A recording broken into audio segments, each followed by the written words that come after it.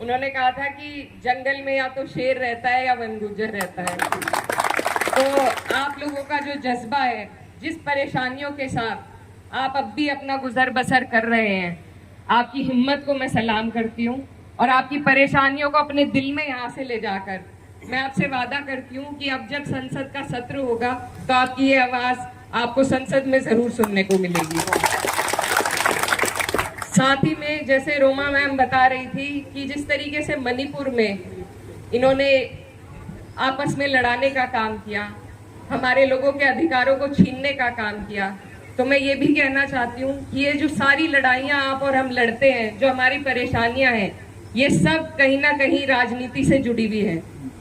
चाहे यहाँ पर आर्मी को आपके ऊपर इन्होंने काबिज कर दिया हो या फिर पूंजीपतियों का आपकी जो जंगल की जमीन है वो देने की इनकी मंशा हो, ये सारी चीजें, और चाहे आपकी जो रिजर्वेशन है, मुझे ये भी जानकारी मिली कि यहाँ पर ओबीसी में आप लोगों को रखा गया है, जबकि सही अगर नियम से चला जाए तो एसटी कैटेगराइजेशन होनी चाहिए। लेकिन ये भी ये सरकार, आप बार बार देखते हैं कि विपक्ष जातीय जनगणना की आवाज उठाता है, ये जनगणना करना नहीं चाहते, ये किसी को सही अधिकार उनका देना नहीं चाहते।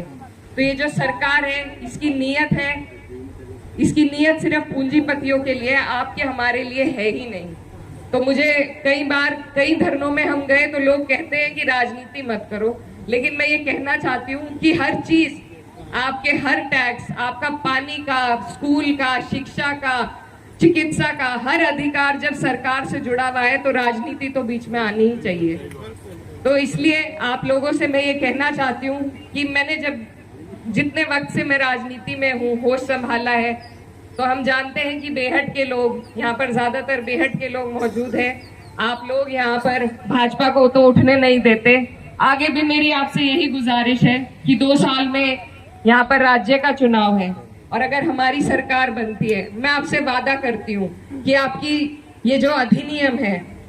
वन अधिकार अधिनियम जो 2006 में हुआ था,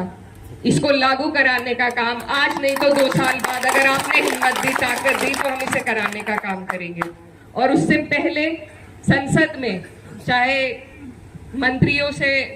मिलकर बैठकर बात करना हो या संसद में खड़े होकर आपके लिए लड़ाई लड़नी हो, हम किसी चीज से कतराएंगे नहीं। आपकी इसी तरीके से मेरा क्षेत्र दूसरा लगता है, लेकिन मुझे जानकारी है कि मेरे बड़े बुजुर्ग जो यहाँ बैठे हैं, मेरी माएँ बहनें जो बैठी हैं,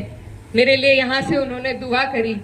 और जैसे आपने दूर बैठे मेरे लिए दुआ करी, ऐसे ही दूर बैठे आपकी फिक्र मेरे दिल में है। तो इंशाल्लाह मैं आपसे वादा करती हूँ